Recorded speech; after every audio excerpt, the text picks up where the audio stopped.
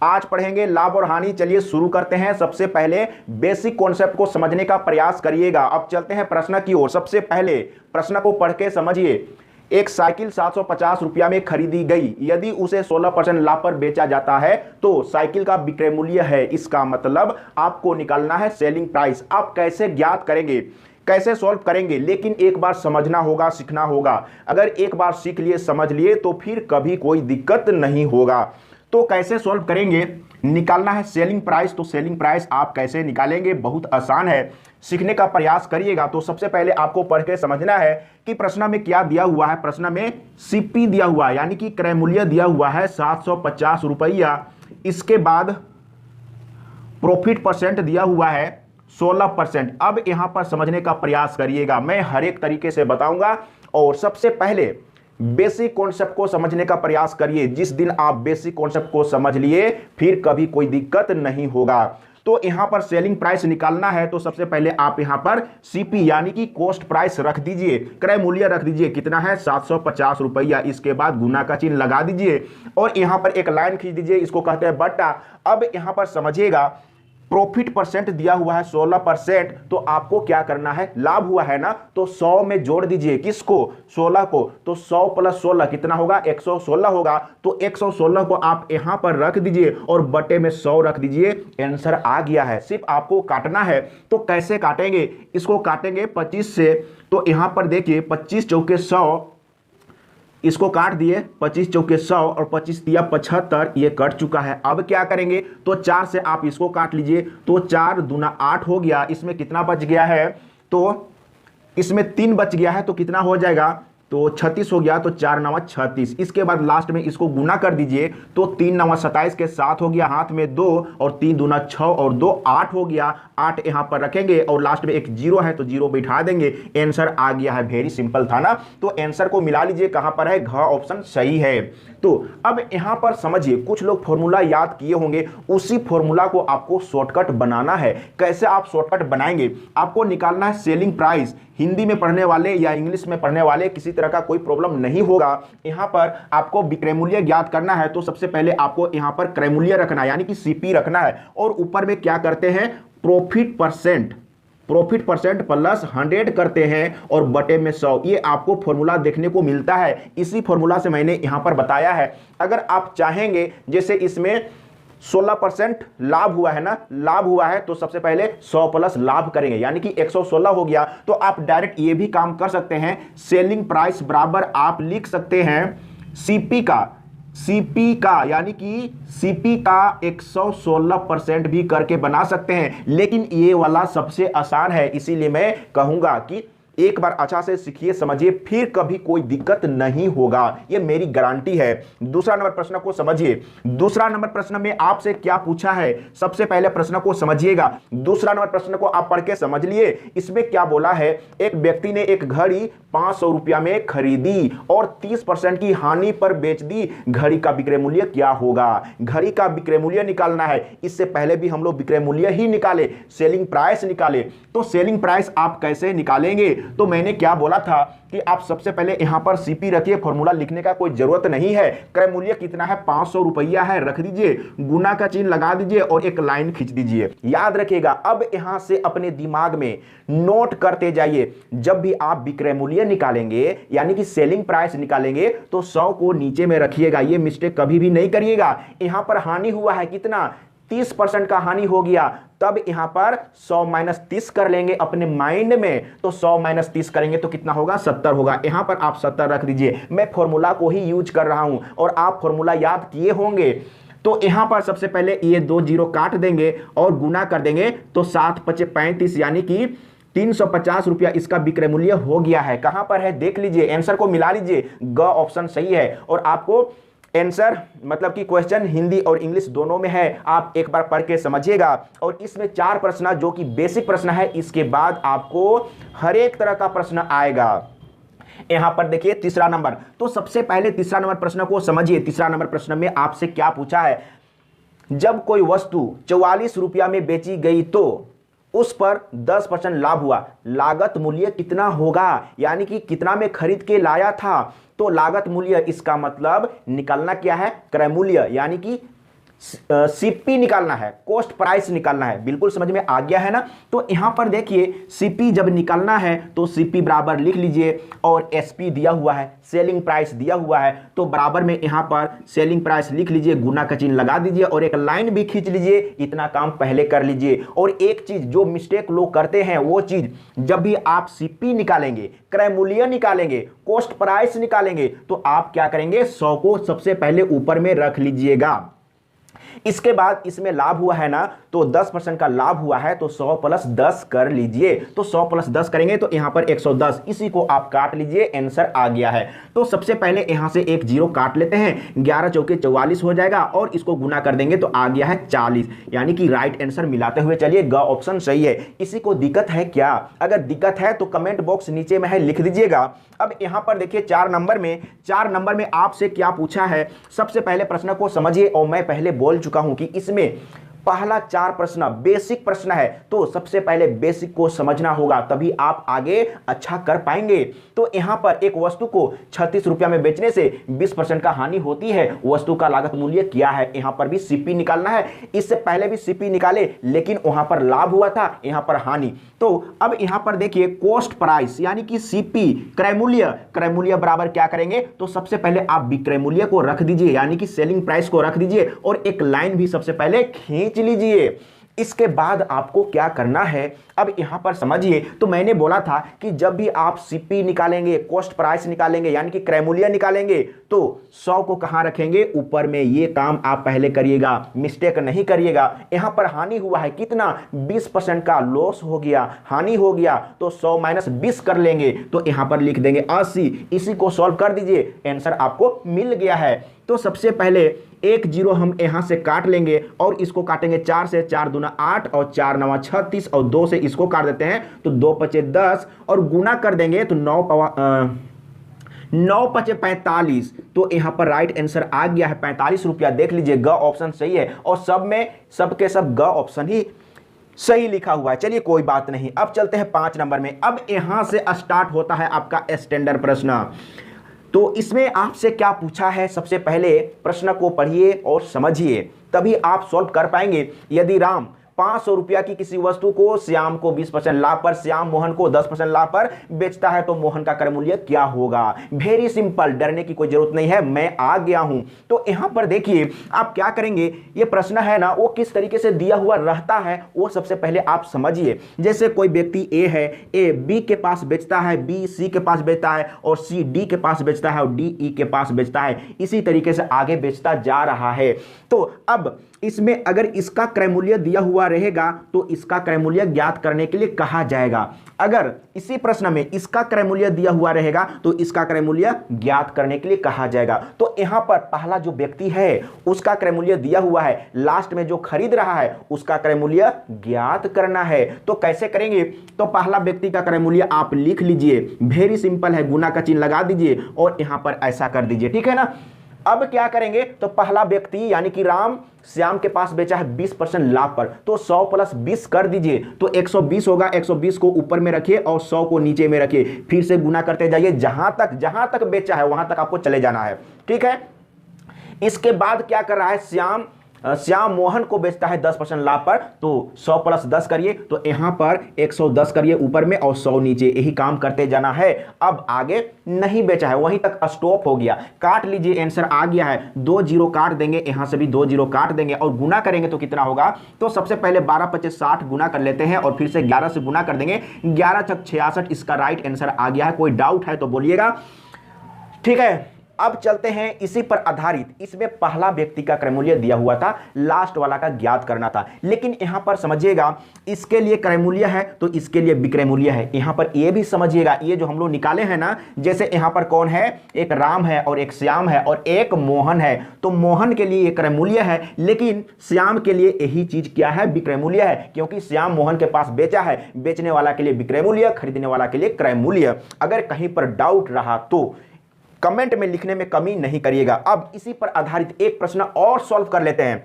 चलते हैं अब 6 नंबर में। तो 6 नंबर में कौन सा प्रश्न है, सबसे पहले प्रश्न को समझिए, इसमें आपसे क्या पूछा है प्रश्न को पढ़ के समझिए। जब तक आप प्रश्न को नहीं समझेंगे तब तक आप प्रश्न को सॉल्व नहीं कर सकते हैं। और मैं गारंटी देता हूं, अगर किन्हीं को मैथ में प्रॉब्लम है और मैथ के चलते आपको नौकरी लेने में प्रॉब्लम हो रहा है तो मुझे कमेंट करके जरूर बताइएगा। यहां पर देखिए, यदि राम किसी वस्तु को 20% लाभ पर श्याम उसे 10% लाभ पर मोहन को बेचता है, यदि मोहन का क्रय मूल्य 660 रुपया है तो राम का क्रय मूल्य क्या होगा। मैंने बोला था ना, इसमें अब लास्ट में जो खरीदा है उसका दिया हुआ है, फर्स्ट में जो व्यक्ति खरीद के लाया था वो कितना में लाया था वो निकालना है। तब यहां पर उल्टा काम करेंगे, लास्ट वाला का क्रय मूल्य लिख लीजिए कितना है 660 रुपया, गुना करते जाइए। अब यहां से शुरू करिए, पहला नंबर से ही शुरू करिए। राम 20% लाभ पर बेचता है ना, लेकिन यहां पर क्या करेंगे, इससे पहले वाला में 100 नीचे रहता था, अब 100 को हम ऊपर रखेंगे, यही काम करिएगा और कोई अंतर इसमें नहीं है। तो राम 20% लाभ पर बेचा है तो 100 + 20 तो 120 को आप यहां पर रख दीजिए। और आगे फिर से श्याम उसे मोहन के पास बेचा है 10% लाभ पर तो 100 + 10 करिए, तो सबसे पहले 100 को आप ऊपर रखिए और 110 को नीचे, इसी को आप सॉल्व कर दीजिए, आंसर आ गया है। तो यहां पर देखिए सबसे पहले एक जीरो हम काटेंगे और 11 × 6 = 66 भी यहां काटेंगे, लेकिन यहां पर 10 अभी बच गया है और यहां पर 11 × 6 = 66, अच्छा इसको काट लेना, एक जीरो यहां से काट लेते हैं। अब क्या करेंगे, देखिए यहां पर थोड़ा सा गलत तरीके से काटे, सही तरीके से काटते ना तो आसान और हो जाता।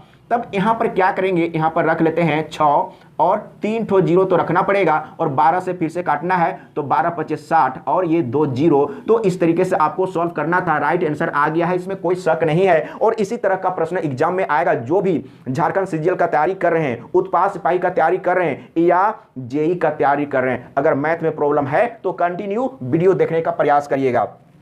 अब चलते हैं 6 नंबर में। अच्छा ये कौन सा नंबर था, मैं एक बार मिला लेता हूं। तो अब चलते हैं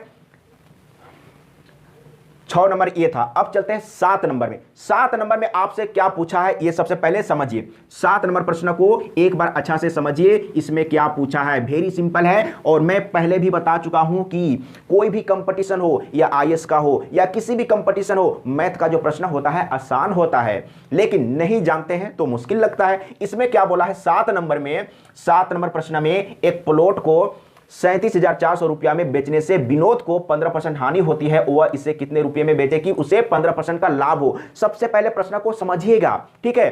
तो यहां पर पहले बेचा है, कितना में बेचा है उसको समझिए, 37,400 रुपया में बेच दिया तो इसको क्या हुआ, 15% का हानि हो गया। ये तो विक्रय मूल्य न है, ये विक्रय मूल्य है। जब विक्रय मूल्य मालूम है तो सबसे पहले आप क्रय मूल्य ज्ञात कर लीजिए। तो क्रय मूल्य ज्ञात करने के लिए क्या करते हैं, सेलिंग प्राइस गुने 100 को ऊपर में रखते हैं, ये मैं पहले बता चुका हूं। और पहले हानि हुआ है तो 100 माइनस घटा लीजिए, कितना 15% तो कितना होगा 85, 85 को आप यहां पर रख दीजिए। अब ये आपको मिल गया है क्रय मूल्य। जब क्रय मूल्य मिल गया है तो लास्ट में आपको क्या बोला है, वह इसे कितने रुपया में बेचे कि उसे 15% का लाभ हो। तब आपको इसी में लिखना है विक्रय मूल्य निकालने के लिए।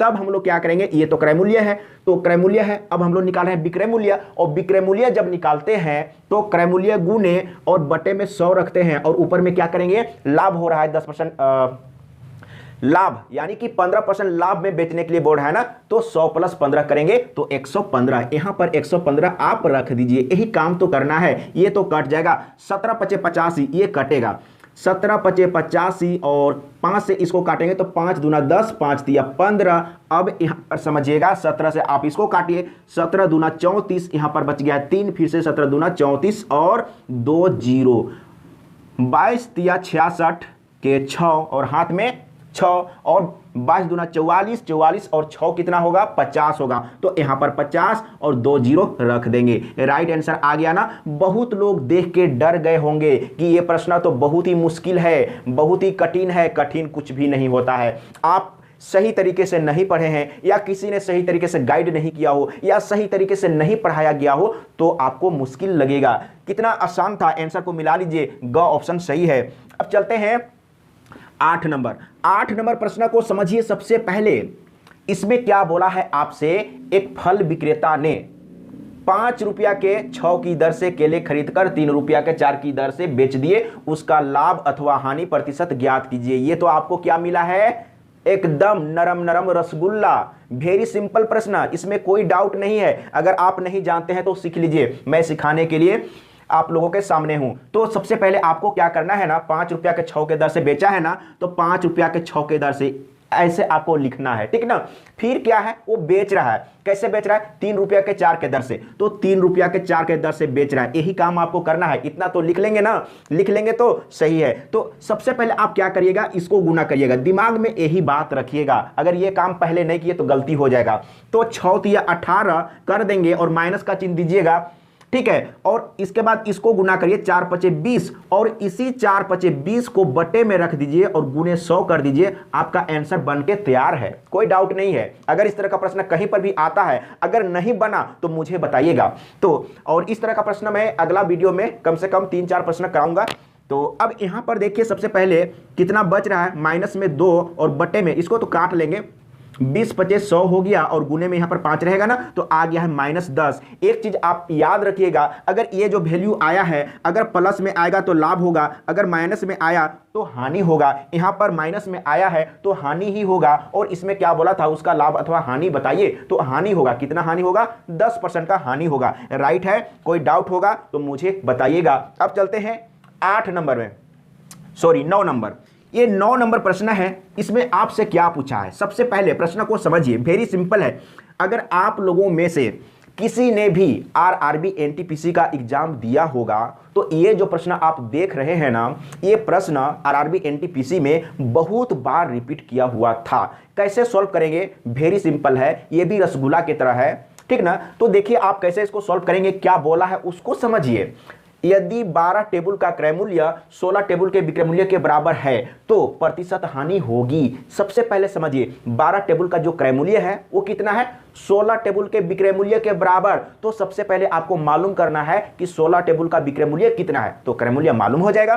तो यहां पर लेट करके चलेंगे, मान के चलेंगे, लेकिन यहां पर उतना भी मान के चलने का जरूरत नहीं है। समझिए यहां पर तो आसान बनाने के लिए क्या करेंगे ना, मान के चलेंगे कि कितना में बेचा है, तो एक टेबल को 1 रुपया में बेच रहा है, 1 रुपया मान के चलेंगे ना, तो आसान होगा। कैसे होगा समझिए, तो हम मान के चल रहे हैं कि एक टेबल को 1 रुपया में बेच रहा है, तो 16 टेबल है। यहां पर समझिएगा 16 टेबल है, मैं टी लिखा हूं शॉर्टकट में, 16 टेबल है, तो 16 टेबल को कितना में बेचेगा, 16 रुपया में बेचेगा कि नहीं बेचेगा। मैं पहले ही बोल चुका हूं कि आसान बनाने के लिए हम मान के चलेंगे कि एक टेबल को 1 रुपया में बेच रहा है, तो 16 टेबल को 16 रुपया में बेच दिया। लेकिन बोला है कि 12 टेबल का, यहां पर मैं सीपी और एसपी लिख दूंगा ताकि समझने में प्रॉब्लम नहीं होगा। ये बेचा है ना, तो यहां पर मैं सेलिंग प्राइस लिख देता हूं ताकि आप लोगों को डाउट ना हो। 16 टेबल को बेचा है 16 रुपया में। अब यहां पर सीपी क्या बोला है, यहां पर समझिएगा, 12 टेबल का क्रय मूल्य कितना है, 16 टेबल के विक्रय मूल्य के बराबर। तो 16 टेबल का विक्रय मूल्य कितना है, 16 रुपया। इसका मतलब क्या हुआ, स्पष्ट है कि 12 टेबल का क्रय मूल्य कितना है, 16 रुपया है। अब आपको क्या करना है, बराबर टेबल की संख्या पर, बराबर टेबल का क्रय मूल्य और विक्रय मूल्य पर कंपेयर करके देखेंगे कि लाभ हुआ है या हानि। तो यहां पर तो 16 टेबल का विक्रय मूल्य है और यहां पर 12 टेबल का क्रय मूल्य है। तो अब हम 12 टेबल का सेलिंग प्राइस भी मालूम कर लेंगे आसान तरीके से। कैसे, क्योंकि एक टेबल को 1 रुपया में बेच रहा है, तो 12 टेबल को 12 रुपया में, तो 12 टेबल को 12 रुपया में बेच दिया। अब इसी दोनों पर कंपैरिजन करेंगे, 12 टेबल को 16 रुपया में खरीद के लाया, लेकिन 12 टेबल को बेच रहा है 12 रुपया में, तो 4 रुपया का तो हानि हो ही जाएगा। तो 4 रुपया का हानि हो गया, तो हानि प्रतिशत निकाल देंगे। तो हानि बटे क्रय मूल्य ये वाला लेंगे, तो 16 और गुने 100 करेंगे तभी तो प्रतिशत में बदलेगा। तो यहां पर 4 चौके 16 और 4 से काटेंगे तो 25 चौके 100, यानी कि 25% का यहां पर इसका क्या हो गया है, हानि हो गया है। ठीक है, अब चलते हैं अगला प्रश्न। इसमें आपसे क्या पूछा है, सबसे पहले प्रश्न को समझिए। ये जो प्रश्न है ना, वेरी इंपॉर्टेंट प्रश्न है, और ये प्रश्न बहुत सा एग्जाम में बहुतों बार रिपीट करता रहता है। इसीलिए सबसे पहले जितना भी प्रश्न है, मैं वेरी इंपॉर्टेंट प्रश्न आप लोगों को दे रहा हूं। एक बार समझिए, सीखिए, फिर कभी कोई दिक्कत नहीं होगा। एक बार पढ़ लेंगे ना तो फिर लाइफ टाइम के लिए फ्री हो जाएंगे, आपको दोबारा पढ़ने की जरूरत नहीं होगा। तो यहां पर क्या बोला है, एक मिठाई विक्रेता अपने सामान को क्रय मूल्य पर ही बेचता है, परंतु 1 किलोग्राम के स्थान पर 800 ग्राम तोलता है, उसका लाभ प्रतिशत ज्ञात कीजिए। जब भी तोलने वाला चीज होता है ना, तो उसको हम लोग केजी के रूप में बेचते हैं, केजी, 1 किलो 2 किलो, ठीक ना। लेकिन यहां पर एक बेईमान दुकानदार है, वो क्या करता है, ग्राहकों को बोलता है कि मैं क्रय मूल्य पर ही बेच रहा हूं। ऐसा होगा क्या? कोई मुफ्त में खोल के रखा है दुकान कि जितना में खरीद के लाएगा उतना ही में बेचेगा? नहीं, ये चालाक दुकानदार है, बेईमान दुकानदार है। वो बोलता है कि मैं जितना में खरीद के लाया हूं उतना ही में बेच रहा हूं, लेकिन कहीं ना कहीं डंडी मार रहा है, कहीं ना कहीं धोखाधड़ी कर रहा है फायदा कमाने के लिए। तो यही बात है यहां पर, यानी कि 1 केजी देना था, जहां पर 1 केजी देना था वहां पर 800 ग्राम ही दे रहा है। इसका मतलब 200 ग्राम का डंडी मार लिया है। तो यहां पर लाभ प्रतिशत निकालेंगे, प्रॉफिट परसेंट निकालेंगे। कैसे निकालेंगे? तो कितना का डंडी मारा, कितना का धोखा किया, 200 ग्राम का, तो उसी को आपको ऊपर में रखना है। मैं फॉर्मूला नहीं लिखूंगा, फॉर्मूला मत लिखिए, सीखिए, समझिए, दिमाग में नोट करिए। तो अब यहां पर देखिए, तो रियल में कितना दिया? रियल में तो 800 ग्राम ही दिया ना, तो यहां पर 800 ग्राम रखेंगे और गुने 100 कर देंगे, आंसर आपको मिल गया है। ठीक है, तो यहां पर देखिए सबसे पहले काट दीजिए, 2 जीरो कट गया है, 2 से काटिए, 2 चौके 8 और 4 से इसको काट दीजिए तो 4 पचे 20, सॉरी 4 से काटेंगे तो 25 चौके 100 होता है ना। कभी कभी बोलते बोलते थोड़ा मिस्टेक होता है, उसको थोड़ा सा कंप्रोमाइज आप लोग करिएगा। तो यहां पर आ गया है 25%, तो इसका राइट आंसर आ गया। कोई डाउट है क्या? किसी को भी डाउट है थोड़ा सा भी तो मुझे कमेंट करके जरूर बताइएगा, मैं फिर से समझाने का प्रयास करूंगा। तो इसमें 10 प्रश्न था, 10 प्रश्न क्लियर हो गया होगा। अगला वीडियो भी मैं बना के दूंगा, आप लोग इंतजार जरूर करिएगा। तो आज के लिए इतना ही। जय झारखंड।